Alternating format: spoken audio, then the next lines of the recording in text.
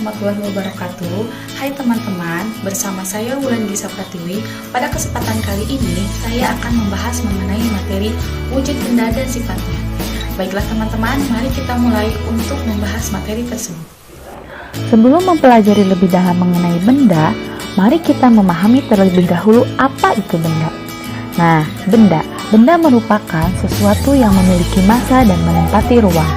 Setelah kita mengetahui apa itu benda, selanjutnya kita akan membahas mengenai yang pertama, sifat dan kegunaan benda, yang kedua, perubahan sifat dan wujud benda, dan yang ketiga, sifat-sifat bahan dan penyusunannya.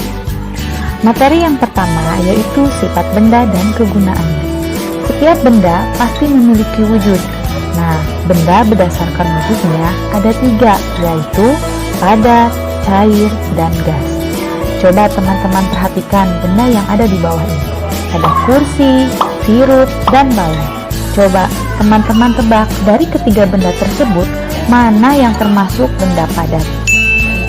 Ya, betul. Selanjutnya, mana yang termasuk gas? Bagus. Lalu, mana yang termasuk benda cair? Betul sekali. Nah, baiklah. Yang pertama, kita akan membahas mengenai benda padat. Benda padat memiliki sifat yaitu bentuk, ukuran, dan tempatnya tidak berubah serta dapat digenggam. Contohnya di sini ada kayu, meja, lemari, dan buku. Kegunaan dari benda padat yaitu seperti kayu dapat digunakan untuk bahan bangunan, lemari untuk tempat pakaian, buku untuk belajar, dan masih banyak lagi. Nah, yang kedua yaitu benda cair. Benda cair memiliki sifat, yaitu bentuk berubah sesuai tempatnya, namun ukuran atau volumenya tetap. Mengapa? Karena ketika air di dalam gelas dipindahkan ke dalam botol, bentuknya berubah, namun volumenya tetap. Benda cair diantaranya yaitu seperti minyak, yang mana dapat digunakan untuk memasak. Air dapat digunakan untuk mencuci, mandi, dan sebagainya. Dan yang terakhir di sini ada sirup. Sirup dapat diminum oleh manusia. Oke, yang terakhir yaitu adalah gas. Gas memiliki sifat, bentuk, dan volume yang berubah sesuai dengan tempat yang ditempatinya. Nah, contoh dari gas yaitu angin, balon udara, dan ban. Materi yang kedua di sini yaitu perubahan sifat wujud benda. Agar teman-teman lebih mudah memahami mengenai perubahan wujud benda, saya sudah merangkum segitiga perubahan wujud benda. Di sini kita tempatkan benda cair, padat, dan gas. Perhatikan panah ya teman-teman. Ketika panahnya dari cair ke padat, berarti namanya membeku. Sebaliknya, apabila panah dari padat ke cair, berarti mencair. Lalu, ada panah yang mengarah dari padat ke gas, berarti menyublim. Dan sebaliknya, dari gas ke padat, yaitu mengkristal.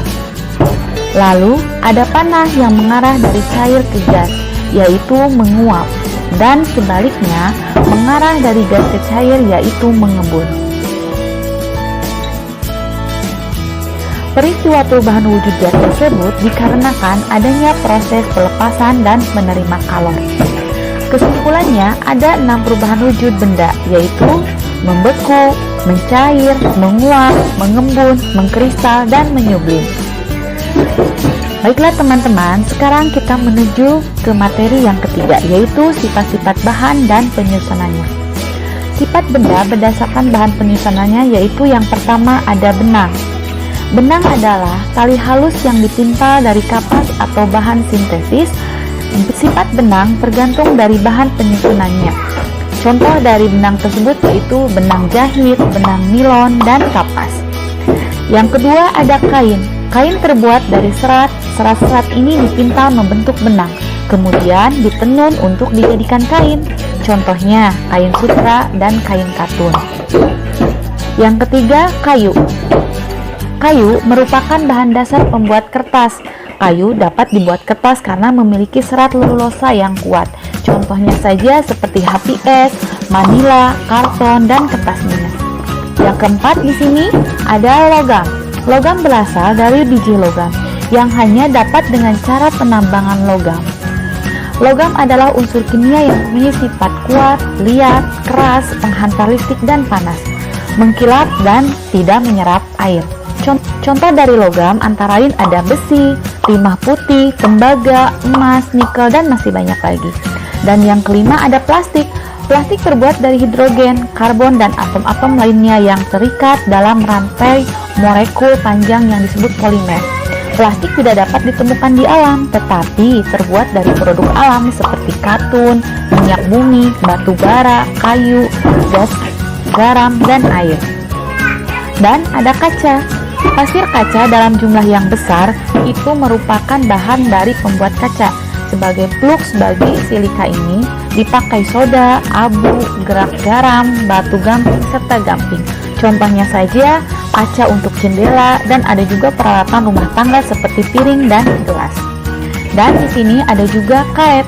Karet berasal dari orahan getah pohon karet yang diambil dengan cara disadap bagian batangnya karena memiliki sifat lentur, kenyal, tidak menghantarkan listrik dan panas. Contohnya, ban kendaraan bermotor, sendal, alas sepatu, bola basket, dan bola voli. Nah, baiklah teman-teman, itu merupakan penjelasan dari materi, wujud benda, dan sifatnya. Namun, di sini saya mempunyai sebuah lagu agar teman-teman lebih memahami mengenai wujud benda. Nah, lagu di sini judulnya lagu Wujud Benda dengan irama lagu Balonku. Silakan teman-teman mendengarkan.